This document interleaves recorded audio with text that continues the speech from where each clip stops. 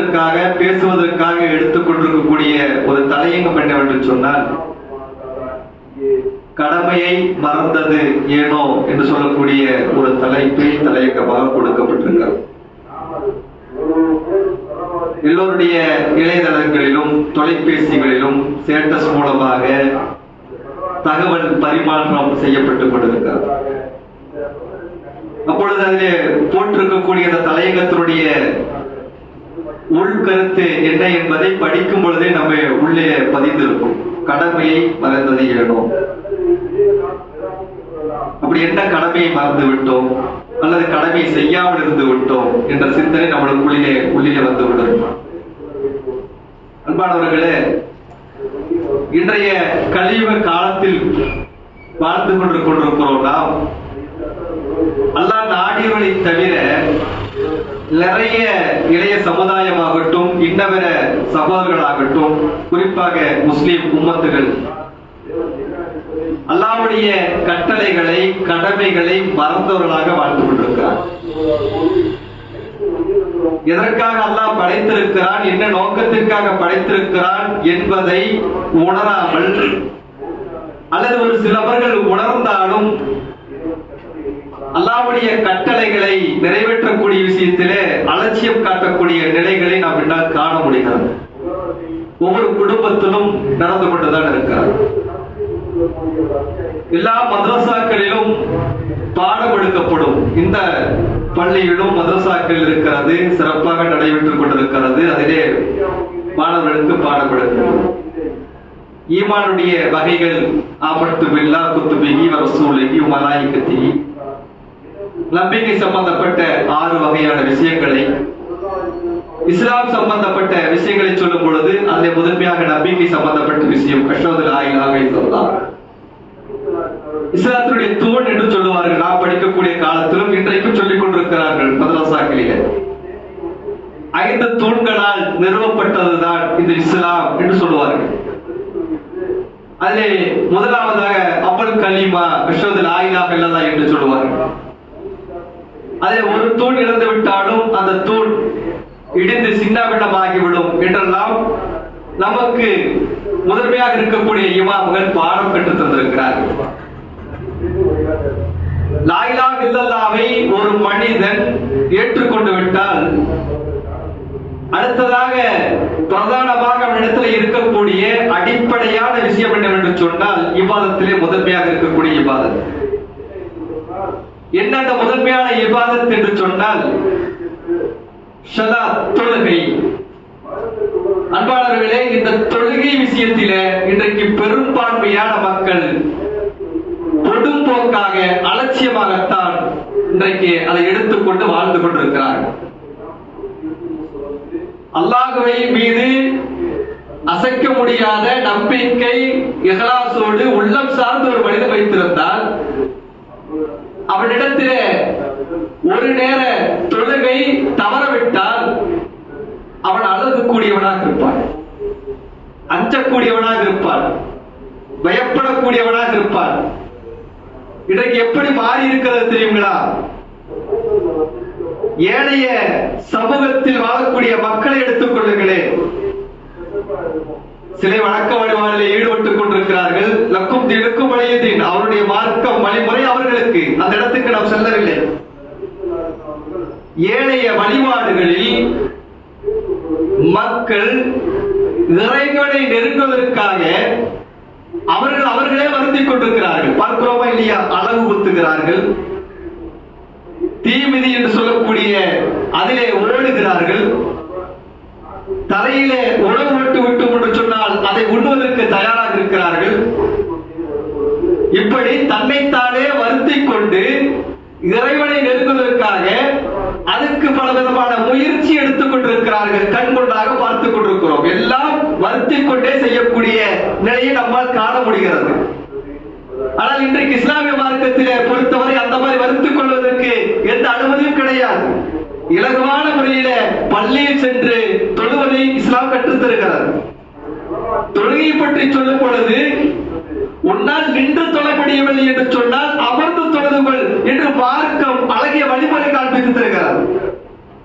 அமர்ந்து உன்னால் தொழுக முடியவில்லை என்று சொன்னால் படுத்துக் கொண்டு தொழுது விடு என்று இஸ்லாம் நமக்கு கட்டளையிடுகிறது. படுத்தபடி தொழுவது, அதற்கு ஹதீஸின் வாயிலாக நிறைய செய்திகள் நமக்கு வருகிறது. ஆனால் நீ தொழுதாக வேண்டும். கடமையை மறந்தவர்களாக அல்லாஹ்வுடைய நகமத்துகளை அருள்கொடைகளை அனுபவித்துக் கொண்டு அல்லாஹ் இந்த உம்மத்தை, இந்த முஸ்லிம் சமுதாயத்திற்கு எதை ஏவினாலோ அதை நடைமுறைப்படுத்தாமல் இன்றைக்கு சமூக களங்களிலேயே நான் மிகப்பெரிய பொறுப்பு வாங்கிக் கொண்டு அதிலே வழிநடத்தக்கூடிய உன்னதமான தலைவர், செயலாளர், பொருளாளர், இன்னவரை என்னென்ன பொறுப்புகள் இருக்கிறதோ அதையெல்லாம் சுமத்தி கொண்டு இந்த சமூகத்தை வீரிய பாதையை அழைத்து செல்வதற்கு எல்லா தகுதியும் எமக்குத்தான் இருக்கிறது என்று வாதிட்டு சொல்லக்கூடிய இந்த மக்களிடத்தில் நாம் கேட்கிறோம், அல்லாஹ்வுடைய கட்டளை செய்யலாமல் இந்த உலகத்திலே யார் முன்னால் வாதிட்டுகின்றாலும் அது பச்சை போய் அன்பாளர்களே பிழையது. ஏப்பா தொழுகல படிக்கிறப்ப, ஏப்பா தொழுகல நேரம் இல்லாம, ஏப்பா தொழுகைக்கு போல வேலையில பிஸியா இருக்கிறப்ப, ஏப்பா தொழுகல குடும்ப விசேஷமா இருக்குப்பா அதனால தொழுகல, ஏப்பா தொழுகல தொழில மூழ்கிட்டப்ப என்று இப்படியே ஏன் தொழுகவில்லை, ஏன் தொழுகவில்லை, ஏன் தொழுகவில்லை என்று சொன்னால் ஒவ்வொரு காரணங்களை சொல்லி சொல்லி சொல்லி சொல்லி அதை தட்டி கழித்துக் கொண்டிருக்கிறோமே. இஸ்லாமிய மார்க்கத்தை பொறுத்தவரை அழகான முறையிலே ரப்பல் ஆலமீன் சொல்கிற கலா என்று சொல்லக்கூடிய ஒரு தொழுகை கிடையாது, எந்த அதிசயம் காண முடியாது. போர்க்களத்திலும் கூட சூரத் அன்-நிசாவிலே 102வது வசனத்தில் அல்லாஹ் ரப்பல் ஆலமீன் சொல்கிறான், போர்க்களத்திலும் கூட நபியே நீங்கள் அவர் முன் நின்று இமாமத்தாக நீங்கள் தொழுகை நடத்துங்கள் என்று சொன்ன மார்க்கம் இந்த மார்க்கம். போர்க்களத்திலே ஒரு சாரார் தொழுதால் இன்னொரு சாரார் அவனுக்கு பாதுகாப்பு கொடுக்க வேண்டும். எங்க தலை வெட்டப்படும், கைகால் ஒட்டுமொத்தம் இல்லாமல் ஆக்கப்படும், தன்னுடைய முகத்துக்கு நேராக அம்புகள் வரும், எல்லாம் வரும் என்று தெரிந்திலும் கூட அந்த நேரத்திலும் கூட அச்சத்தொழுகை, அச்ச நேர தொழுகை என்று சொல்லுவோமே, அந்த அச்ச நேர தொழுகை நீங்கள் நிறைவேற்ற வேண்டும் என்று கட்டளையிடப்பட்ட மார்க்கம் இந்த இஸ்லாமிய மார்க்கம். ஆனா இன்னைக்கு நம்ம பல அலட்சியப்படுத்திக் கொண்டிருக்கிறோம் தொழுகை விஷயத்தில். தொழுகை அச்ச நேர தொழுகை போர்க்களத்திலும் கூட திருமறை குர்ஆனில் ரப்பல் ஆலமீன் வலியுறுத்தி சொல்கிறார், தொழுதாக வேண்டும், தொழுதால்தான் வெற்றி. ஒரு மனிதன் தொழுகட்டும், அவனுடைய வியாபாரத்தில் வெற்றி பெற முடியும். ஒரு மனிதன் தொழுகையில சரியாக இருந்து விட்டால் அவன் குடும்ப சூழ்நிலை வாழ்க்கையில் வெற்றி பெற முடியும். ஒரு மனிதன் தெளிவான முறையில் தொழுகை நிறைவேற்றி விட்டால் அவனை சுற்றி இருக்கக்கூடிய உறவுக்கு மத்தியில் வெற்றி பெற முடியும்.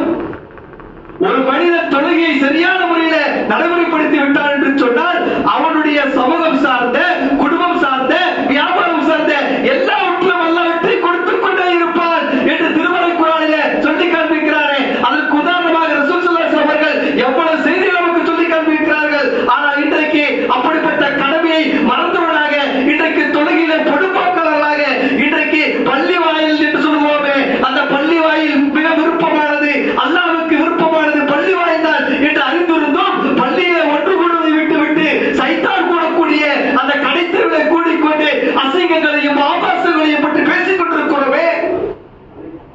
சிந்திச்சு பாருங்களேன், அல்லாஹ் விட்டு விடுவானா? அல்லாஹ் விட்டு விடுவானா? திருமறை குர்ஆனில் ரப்பல் ஆலமீன் சொல்கிறார், பல சந்தர்ப்பத்தில் ஓதி காண்பித்திருக்கிறோம் நாம். சூரத்துல் பக்ராவிலே அல்லாஹ் சொல்கிறான், கடந்த முறையும் கூட ஞாபகப்படுத்தினோம், இது குழுவா சில்மி காப்பத்தன், இது குழு நீங்கள் தீனில் இஸ்லாத்திலே முழுமையாக வந்து விடுங்கள். யாரை பற்றி சொல்கிறான்? ஈமான்தார்களை பற்றி சொல்கிறான். வலா தத்தப குதுவாத்தி சைத்தான். எல்லாத்துக்கும் சைத்தான் வேலையே நம்ம பகை போட்டுக் கொண்டிருக்கிறோம், பழி போட்டுக் கொண்டிருக்கிறோம். சைத்தான் வழிகெடுக்கக்கூடியவன் தான், மாற்று கருத்து கிடையாது. ஆனால் ஈமான்தார்களை பொறுத்தவரை அவனை வழிகெடுக்க முடியாது. இஸ்லாம் சொல்லி காண்பிக்கிறது, திருமறை குர்ஆன் அதற்கு சான்று.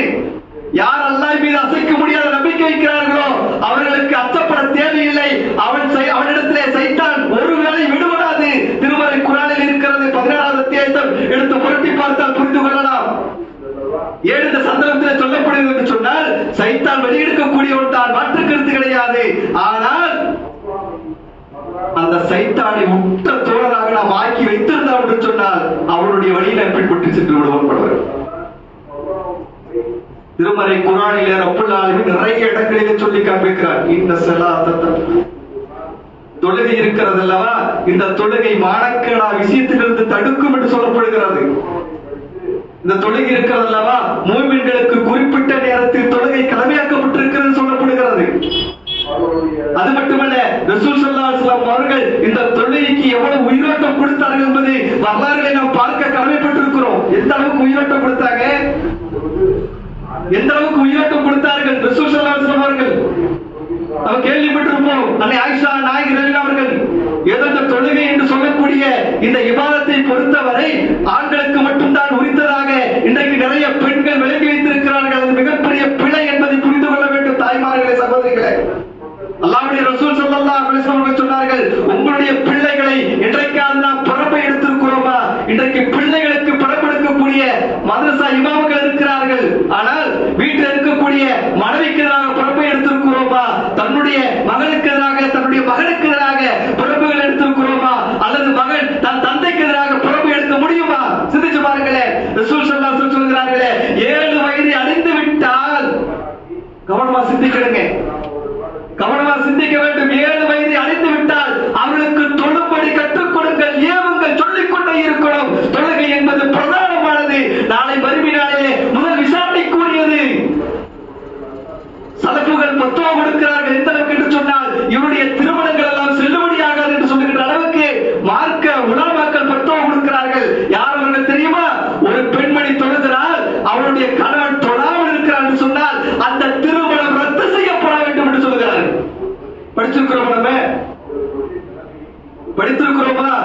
ஒரு பெண்மணி தொழக்கூடியவராக இருக்கிறார், அவருடைய கணவன் தொழாமல் இருக்கிறார், அல்லது கணவன் தொழக்கூடியவராக இருக்கிறார், அந்த பெண்மணி தொழாமல் இருக்கிறார், அந்த திருமணம் ரத்து செய்யப்படுவதற்கு சமம். காரணம் என்ன?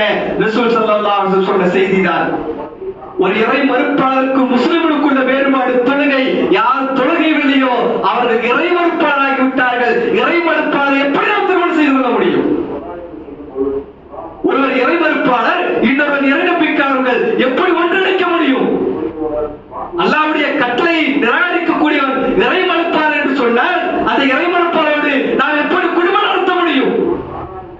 மார்க்க உலமாக்கள் அழகான பத்துவா கொடுக்கின்ற அளவுக்கு இன்றைக்கு பேசுகிறார் என்று சொன்னால், நம்முடைய குடும்பத்திலே நாம் தொழுகிறேன், என்னுடைய மனைவி தொழாமல் இருக்கு, கடமையை மறந்து வாழ்ந்து கொண்டிருக்கிறோம். வேதனைக்குரிய விஷயம். ஆரம்பத்தில் சொன்னேன், போர்க்களத்திலும்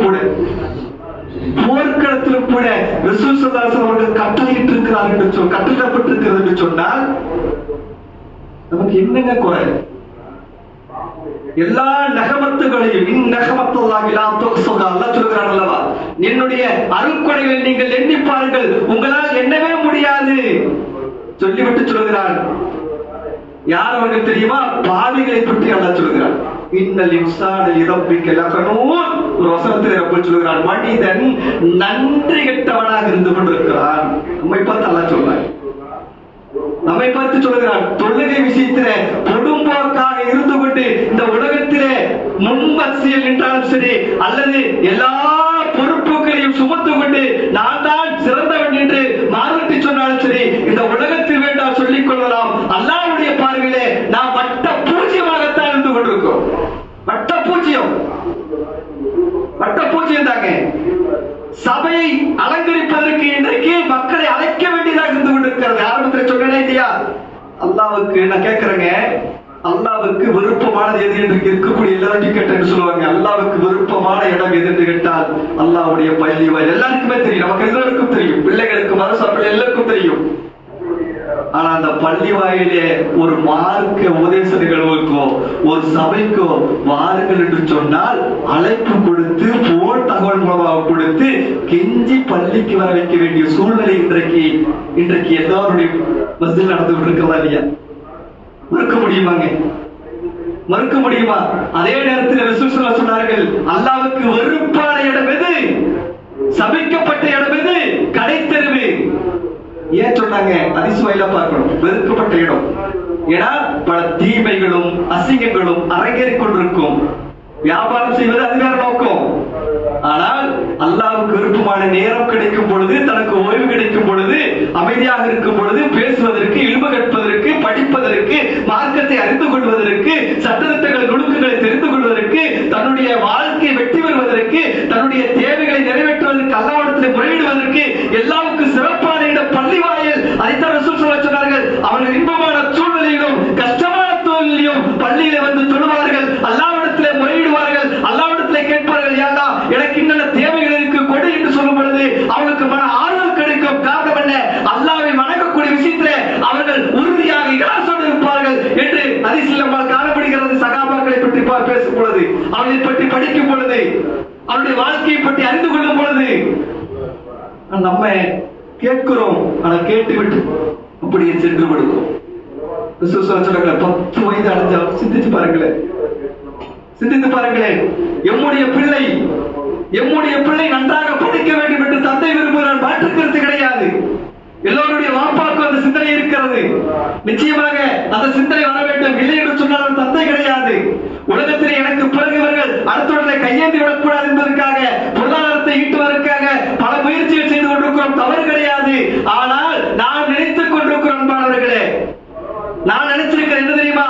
என்னாலத்தை என் குடும்பம் இயங்கிட்டு இருக்கிறேன், அது பச்சை போய், அது ஒரு பிழை. அது நான் இருந்தாலும் இல்லாவிட்டால் நடப்பது நடந்தே தீரும். நான் இல்லாட்டிய பிள்ளைகள், நான் இல்லாட்டிய மக்கள், நான் இல்லாமல் படுத்திருக்கிறேன் என்ற சிந்தனை கிடையாது. ஆகரத்திலே என்ன சிந்தனையோ அதைத்தான் இஸ்லாம் நமக்கு கற்றுத்தருகிறது. நிறைய பார்க்கிறோமா இல்லையா? நிறைய மரணத்துடைய செய்திகள் கேட்கிறோமா இல்லையா? அந்த மரண செய்திகள் நமக்கு நினைவூட்டுவது என்ன? நான் வரும்போதெல்லாம் இதை ஞாபகப்படுத்திக் கொண்டே இருப்பேன். இன்றைக்கு ஞாபகப்படுத்துகிறேன். நம்முடைய தலைவர், உங்களுடைய பாசத்துக்குரிய தலைவர், நம்முடைய பாசத்துக்குரிய தலைவர், நான் வரும்போது ஞாபகப்படுத்துவீங்க. நீங்க மறந்து விடக்கூடாது என்பதற்காக மறக்க மாட்டீங்க. இருந்தாலும் நினைவூட்டுவதல். எப்படி போன் சார்ஜ் முடிஞ்சு வச்சு நம்ம வீடு சார்ஜ் ஏற்றுவோம், எதற்கு பவர் ஏற்றுவோம், அதே ஒன்று ஏன் தெரியுங்களா? மறதி மனிதனுக்கு அதிகமாக இருந்து கொண்டிருக்கிறது. ஒரு செகண்ட் அப்படி நினைப்போம், அப்புறம் மறந்து போயிடும். நம் வளர்வதற்கும் இந்த சமூகத்திற்காக கஷ்டப்பட்ட சில தலைவர்கள் மறந்து விடக்கூடாது. என்ன தெரியுங்களா? அவர்கள் இந்த உம்மத்திற்காக, இந்த சமூகத்திற்காக நிறைய தியாகம் செய்திருக்கிறார்கள். அவருடைய கபர் வாழ்க்கைக்காக பிரார்த்தனை செய்ய வேண்டும் என்பதைத்தான் ஞாபகப்படுத்தும். அவருடைய கபருடைய வாழ்க்கைக்காக பிரார்த்தனை செய்ய வேண்டும். அந்த பிரார்த்தனை எங்க செய்ய வேண்டும்? கலைத்திருவிழா புத்திவா இல்லை. எவ்வளவு துன்பங்களும் துயரங்களுக்கும் ஆளாக்கப்பட்டு இப்படிப்பட்ட ஒரு மக்களை உருவாக்கி வைத்துக் கொண்டு, பள்ளி வாயிலை உருவாக்கி வைத்துக் கொண்டு, அந்த பள்ளியிலே அவர்களுக்காக நாம் பிரார்த்தனை செய்யாமல் இருந்தோம் என்று சொன்னால், அன்பிற்கினர்களே, நம்மை விட மோசமானவர்கள் யாராக இருக்க முடியும்? சிந்திச்சு பாருங்களேன். நான் கேட்கிறேங்க, உள்ள பூர்வமாக அல்லாஹ்வை பயந்து சொல்லுங்களேன். இன்றைக்கு சுபுவ தொழுகை தொழுதிருந்தால், அல்லது நேற்றைக்கு ஏழைய தொழுகை தொழுதிருந்தால், தொழுகைக்கு பிறகு இந்த ஒரு வாரத்தில நாம் நம்முடைய முன்னோர்களுக்காக பிரார்த்தனை செய்திருக்கிறோம் என்று சொல்லி இருக்க முடியுமா? உள்ள பூர்வமாக அல்லாஹ்வை பயந்து சொல்லுங்களேன். உள்ளுக்குள்ள கேள்வி கேட்டுங்க. யா அய்யுஹல்லதீன ஆமனூ வத்தகுல்லாஹ சுப்ஹானஹு கத்தி வத்தகுல்லாஹ். ஈமான் கொண்டவர்களே, அல்லாஹ்வுடைய நீதிமன்றத்தில் இருப்பதற்கு முன்னால் உங்களை சுயபரிசோதனை என்று சொன்னால், நம்முடைய செயல்கள் எல்லாவற்றையும் அல்லதீன ஹலக்கல் மௌத்த வல் ஹயாத்த லியப்லுவக்கும் அய்யுக்கும் அஹ்ஸனு அமலா. அல்லாஹ் சொல்கிறானே, உங்களுக்கு வாழ்வையும் மரணத்தையும் நாம் ஏற்படுத்தி இருக்கிறோம். எதற்காக? செயல்களில் அழகானவர்கள் யார் என்று சோதிப்பதற்காக. நம்முடைய செயல்கள் அழகாக இருக்க வேண்டும் பாருங்களே. நம்முடைய முகம் அழகாக இருந்தால் மட்டும் போதாது, நம்முடைய ஆடை அழகாக இருந்தால் மட்டும் போதாது. வெளித்தோட்டத்திலே அழகு இருக்கிறது, ஆனால் உள் தோட்டத்திலே அழகு இருக்க வேண்டும். அது தொழுகையாகட்டும், பேச்சாகட்டும், நாம் கொடுக்கக்கூடிய சதக்காவாகட்டும், எந்த நிலைகளாகட்டும் பாருங்களே, அந்த உள் தோற்றம் அழகாக இருக்க வேண்டும். இந்த அழகைத்தான் அல்லாஹ் விரும்புகிறானே தவிர, அதற்காகத்தான் படைக்கப்பட்டோம் என்று அல்லாஹ் சொல்கிறானே தவிர, ஆனால் இன்றைக்கு அதை மறந்தவர்களாக, அல்லாஹ்வுடைய கடமையை அலட்சியம் செய்யக்கூடியவர்களாக இன்றைக்கு நிறைய ஆண்களும் பெண்களும் இந்த உலகத்திலே உலா வந்து கொண்டிருக்கிறோம் என்று சொன்னால், அல்லாஹ் சும்மா விட்டு விடுவார் என்று நாம் நினைத்துக் கொண்டிருக்கிறோமா? சிந்திச்சு பாருங்களேன், சிந்திச்சு பாருங்க. ஆயிஷா நாயகி அவர்கள் கேள்விப்பட்டோமா இல்லையா? ஆயிஷா நாயகி அறிவிச்சுட பெண்களே, உங்களுக்கு தெரியாததா? அவருடைய நெஞ்சின் மீது சாய்ந்தவர்களாக ரசூல் ஸல்லல்லாஹு அலைஹி வஸல்லம் வீழ்ந்து கிடந்தார்களே. அந்த ரசூல் ஸல்லல்லாஹு அலைஹி வஸல்லம் இறுதி நாட்கள் என்று சொல்லக்கூடிய அந்த வாழ்க்கை வழிமுறைகளை ரஹீக்ல எடுத்து படித்து பாருங்கள். கொஞ்சம் எடுத்து படிச்சு பாருங்கள் ரஹீக் கிதாபை. இங்க இருக்கிறதா இல்லையா? எடுத்து படிச்சு பாருங்க. அதுக்கு பெரிய பேச்செல்லாம் பேசணும்னு அவசியம் இல்லை. அந்த ரசூல் ஸல்லல்லாஹு அலைஹி வஸல்லம் இறுதி நாட்கள், கடைசி நாட்கள், அந்த 4-5 நாட்கள் ரஹீ கிதாபில் அப்படியே வைத்திருப்பார்கள். சுப்ஹானல்லாஹ். அதை படிக்க படிக்க கண்ணிலிருந்து கண்ணீர் வரும். படிக்கும் பொழுது அல்லாஹ்வுடைய தூதர் ஸல்லல்லாஹு அலைஹி வஸல்லம் ஆயிஷா நாயகி மீது தலை சார்ந்தவர்களாக கடுமையான தலைவலியில் இருக்கும் பொழுது ஆயிஷா நாயகி அவர்கள் தன்னிடத்தில் இருக்கக்கூடிய அந்த துணியை எடுத்து தண்ணீரில் முக்கி அவள் நெற்றில் வைத்ததாக ஹதீஸ் இருக்கிறதா இல்லையா? அப்பொழுது அவரை தொழுகைக்காக அழைக்கச் செல்வதற்காக தோழர்கள் நின்றார்களா இல்லையா? சிறந்த மனைவிக்கு உதாரணமாக அன்னை ஆயிஷா அவர்கள் திகழ்ந்தார்களா இல்லையா?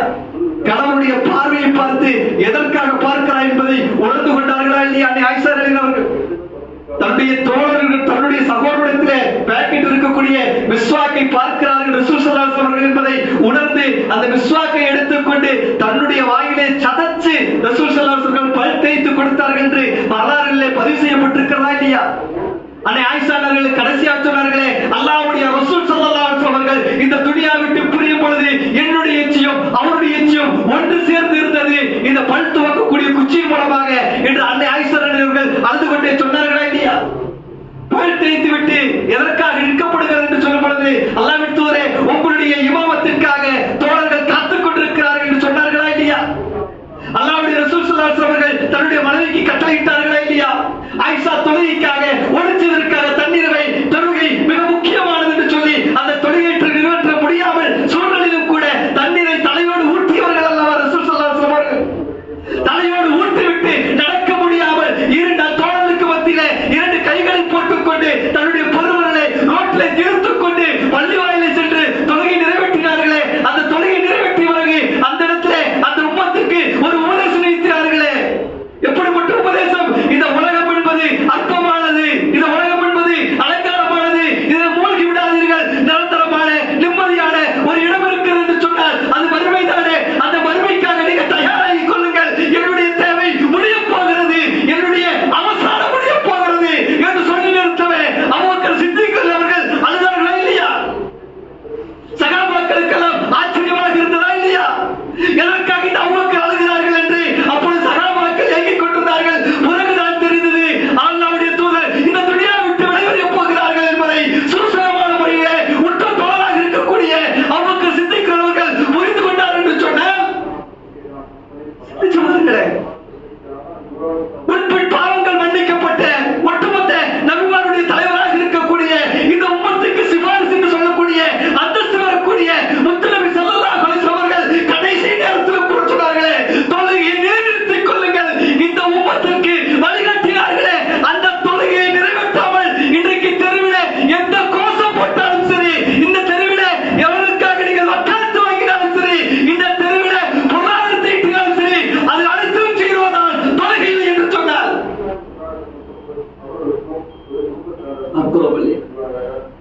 பாதுகாப்புக்காக கேட்டுக் கொண்டிருக்கிறோம். அல்லாஹ் பாதுகாப்பு தருவதற்கு தயாராகி கொண்டிருக்கிறார் இல்லைங்களா?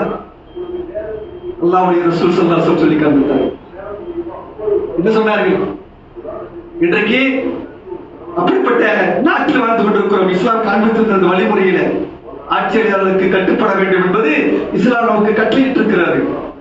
அந்த அடிப்படையில அவர்களுக்கு கொடுப்பது, கேட்பது, அது இந்த உலகத்தினுடைய இயல்பாக இருக்கலாம். ஆனால் அதை விட பிரதானமானது யாரிடத்தில் நாம் பொறுப்பு சாட்ட வேண்டும்? அல்லாஹ்விடத்தில் அல்லவா? அல்லாஹ்விடத்தில் அல்லவா பொறுப்பு சாட்டுவது? அல்லாஹ் கேட்கிறாங்க, அல்லாஹ் சொல்றான். இதுதான் கடைசியா இருக்கணும்னு நினைச்சு பாருங்களேன். வீட்டுக்கு நாம் போவோம் என்ற சிந்தனையோட இல்ல, போய் நம்முடைய மௌத்தாப்போட இருக்கலாம். மாறலாங்க. நம்முடைய மாற்றத்தை ஏற்படுத்தும். ரசூல் ஸல்லல்லாஹு அலைஹி வஸல்லம் சொன்னார்கள். எப்படி சொன்னார்கள்? சிறந்த தம்பதிகளை பற்றி சொன்னார்கள். பெண்களே, இந்த சிந்தனை நம்முடைய குடும்பத்தில் இருக்கிறதா என்பதை சிந்தித்து பாருங்கள். ஒரு கணவன் எழுதுகிறார், பள்ளி வாயிலுக்காக தொலை செல்லக்கூடிய கணவர் சில சந்தர்ப்பத்திலே முறைக்கி விடுகிறார். அப்பொழுது சாலிகான பெண் தன்னுடைய கணவரை அழைக்கிறார். கணவனை அழைத்து என்று வாங்கோசை கொடுக்கப்பட்டது, நீங்கள் பள்ளிக்காக செல்லுங்கள் என்று சொல்லப்படுகிறது. கணவன் மறுக்கிறார். கணவன் எப்படி இருக்கிறான்? வேலையினுடைய கஷ்டப்பாடு காரணமாக எழுந்துவதற்கு தயக்கம் காட்டுகிறார். அந்த நேரத்திலே சாலிகான மனைவிக்கு தன்னுடைய கையில் இருக்கக்கூடிய பாத்திரத்தில் இருக்கக்கூடிய தண்ணீரை அன்பு கணவன் மீது தெளித்து அவரை முகம் சரியான முறையில் ஆன பிறகு அவரை பள்ளிக்கு எழுந்து சென்று தொழுகைக்காக அழைத்து சென்று அவரை தொழுகைக்கு செல்லுங்கள், பள்ளிக்கு வருவது இஸ்லாம் தடுக்கவில்லை, இருந்தாலும் நான் வீட்டிலே தொழுகிறேன், பிள்ளைகளோடு தொழுகிறேன் என்று சொல்லி தன்னுடைய கணவனை அழைத்து பள்ளிக்கு அனுப்பி வைத்து விட்டு வீட்டிலே தொழுகிறார்களே, அந்த குடும்பத்துக்கு, அதுவும் சுபூனுடைய தொழுகை தொழுகிறார்களே, அப்படி தொழக்கூடிய அந்த குடும்பத்திற்கு பாதுகாப்பாக நான் இருக்கிறேன் என்று அல்லாஹ் சொல்லுவதாக ரசூல் ஸல்லல்லாஹு அலைஹி வஸல்லம் சொல்லியிருக்கிறார்களே. நைட்டு 12 மணி வரைக்கும் ஸ்டார்ட் பண்றாங்க. 12 மணி வரைக்கும் என்னத்தை பேசுறோம் எனக்கும் தெரியுது இல்ல, எதுக்கால பேசுறோம் நமக்கும் புரியறது இல்ல. 12 மணி வரைக்கும் ஸ்டார்ட் பண்றோம். என்னடமோ மெசேஜ், தனியா சிரித்து லூசு மாதிரி சிரிக்கிறான். வக்கரமாலியா தனியா லூசு மாதிரி பார்த்து சிரிச்சுக்கிட்டே இருக்கிறான். எதுக்கு சிரிக்கிறான் அவனுக்கு தெரியுது இல்ல. அதையெல்லாம் பார்ப்பதற்கு நேரம் ஒதுக்கி 3 மணி வரைக்கும் இளையதளத்திலே போனிலே தவழ்ந்து கொண்டு அதிகாலை நேரத்தில் சுபூனுடைய நேரத்தில் தொடாமல் உறங்கிக் கொண்டு இன்றைக்கு வந்து சொல்லுகிறான், நான் உறங்கி விட்டேன், மானங்கெட்ட ஜென்மம் நான். பார்க்கிறோம் இல்லையா? யாரை ஏமாற்ற பார்க்கிறோம்னா? இரவு நேரத்தில் ரசூல் ஸல்லல்லாஹு அலைஹி வஸல்லம் அவர்கள் இஷா தொழுகை முடித்து விட்டால் தேவை இருந்தால், ஏதாவது அவசியம் இருந்தால் இருப்பார்கள், இல்லை என்று சொன்னால் உறக்கத்துக்கு சென்று விடுவார்கள். அதிகாலை நேரத்தில் எழுந்து விடுவார்கள். ரிஸ்குடைய ஆர்வமே அதிகாலைத்தான் இருக்கிறது என்று இஸ்லாம் காட்டி தந்த மார்க்கத்திலே இன்றைக்கு ஏனைய சமூகத்தவர்கள் அதிகாலை எழுந்திருக்கிறார்கள். அதிகாலை எழுந்த வேண்டிய சமூகம் காட்டி தந்த நாம் இன்றைக்கு உறங்கி கழித்துக் கொண்டு இந்த சமுதாயத்திற்கு விடிவு காலம் கிடைக்காதா என்று அடுத்த கையேந்திக் கொண்டிருக்கிறோம் என்று சொன்னால் கடமையை மறந்தது நாம இல்லையா? சிந்தித்து பாருங்கள். மறந்து வாழ்ந்து கொண்டிருக்கிறோம். ஒருவேளை இதையும் சொல்லித்தாகணும். ஒருவேளை சாலிகான மனைவி தன்னுடைய கணவனுடைய முகத்திலே தண்ணீர் தெளித்தால் சாலிகான கணவர் ஏற்றுக்கொள்வார். மார்க்கத்தை படித்தவர் ஏற்றுக்கொள்வார். சில சந்தர்ப்பத்தில் மார்க்கத்தை படித்து அறிந்து கொண்டவரை கோபப்பட்டு விடுவார். பள்ளி வாயில வந்து அக்கிரமல்லையா? அதுக்கு சில பெண்கள் இதுதான் சாக்கடை ஓட்டி வீட்டுல தூங்கக்கூடிய கணவர்கிட்ட குடத்தோட தண்ணி எடுத்து ஊத்திடாதீங்க. பல மனிதன் என்ற அடிப்படையிலே பல பிரச்சனைகள் இருக்கும், பல கோளாறுகள் இருக்கும் இல்லைங்களா? சொல்லிட்டு போயிட்டாரு, நாளை காலையில சுபு தொழிலுக்கு நீங்க போனீங்கன்னா குடத்தை தண்ணி ஊத்திடுவேன்னு சொல்லுச்சுன்னா குடும்பம் குட்டிச்சவராகி போயிடும். நான் பேசிட்டு போயிருவேன், அதிசு அவ்வளவுதான். அந்த குடும்ப பாரம்பரிய இருக்கக்கூடிய பொறுப்பாளர்கிட்ட வந்து நிற்கும். இஸ்லாம் அப்படி சொல்லல, அழகிய முறையில மென்மையான முறையில் எடுத்து சொல்லுது. ஒருவேளை அப்படி மனைவி அழகிய மனைவி ஊட்டினாலும் கூட சாலிகான கணவர் ஏற்றுக்கொண்டார் என்று சொன்னால் பரக்கத்து. அதே நேரத்தில் விட்டோன்னு வைக்கல, இன்னைக்கு பார்ப்போம். நம்மள சொல்லவே வேண்டாமே, நம்முடைய வீரம் எல்லாம் வெளியில்ல, வீட்டுக்குள்ளதான். சில வீரர்கள் எல்லாம் வீட்டுக்குள்ள, வெளிய வீரர் வீட்டுக்குள்ள பார்க்கிறோம். நிறைய ரெண்டே மாற்றங்கள் இருக்கிற, தனியா பேச வேண்டிய விஷயம். ஏன் இதை வலியுறுத்தி சொல்லப்படுகிறது என்று சொன்னால் குடும்பத்திலிருந்து ஆரம்பிக்கிறேன். அன்புசக்கும் அகிலக்கும் நாரா, உங்களையும் உங்களுடைய குடும்பத்தாரையும் நரக நெருப்பிலிருந்து பாதுகாத்துக் கொள்ளுங்கள். அந்த நரகத்துடைய நெருப்பு எப்படிப்பட்டது என்று சொன்னால் கற்களை கொண்டும் மனிதனை கொண்டும் தீமூட்டக்கூடிய நெருப்பு என்று திருமறை குர்ஆனிலே ரப்பல் ஆலமீன் சொல்கிறார் என்று சொன்ன அன்பாளர்களே, அதில் மிகவும் பிரதானமானது ஒரு நம்பிக்கைக்குரிய விஷயம் என்று சொன்னால் தொழுகைதான். தொழுகை இல்லை என்று சொன்னால் எதுவுமே நமக்கு வெற்றி கிடையாது.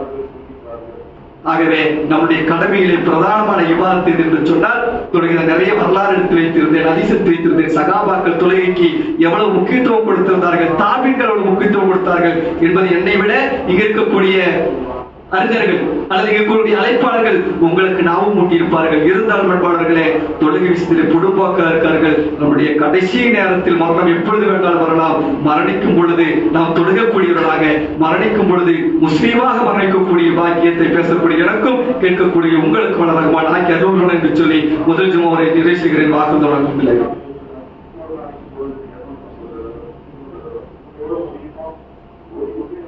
اللهم صل على محمد وعلى ال محمد كما صليت على ابراهيم وعلى ال ابراهيم انك مجيد. اللهم بارك على محمد وعلى ال محمد كما باركت على ابراهيم وعلى ال ابراهيم انك مجيد.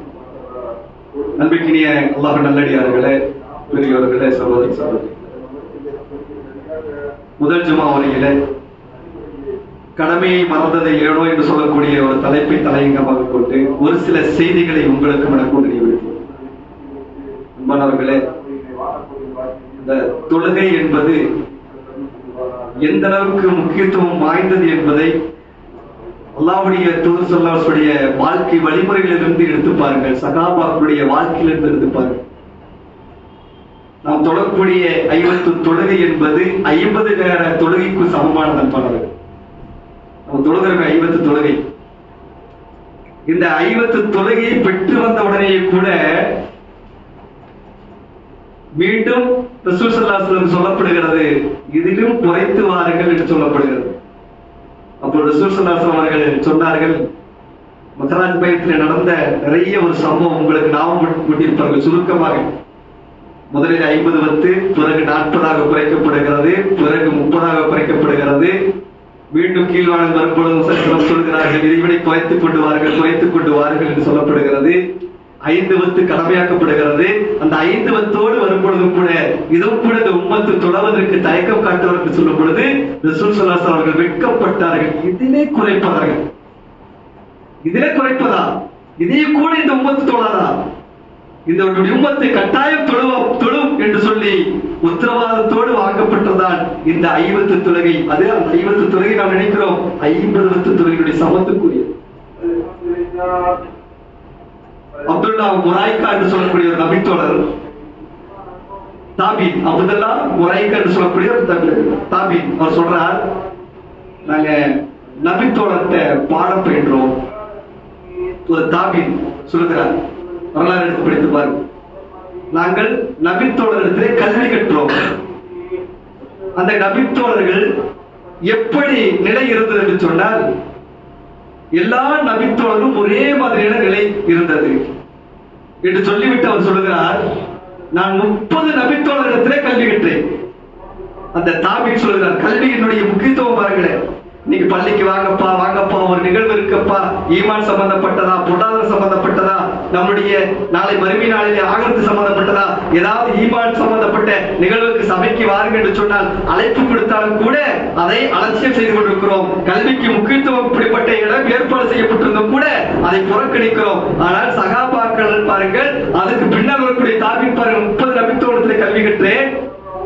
அவரிடத்துல ஒரே ஒரு அமல் எல்லோருக்கும் ஒரு மாதிரியாக இருந்தது. என்ன அமல் என்று சொல்லும் பொழுது அவர் சொல்லுகிறார், பள்ளியிலே வாங்க கொடுத்த உடனேயே அந்த நபித்தோழர்கள் தான் பயிற்றுவிக்கக்கூடிய அந்த கல்வி புத்தகத்தை மூடி விடுவார்கள்.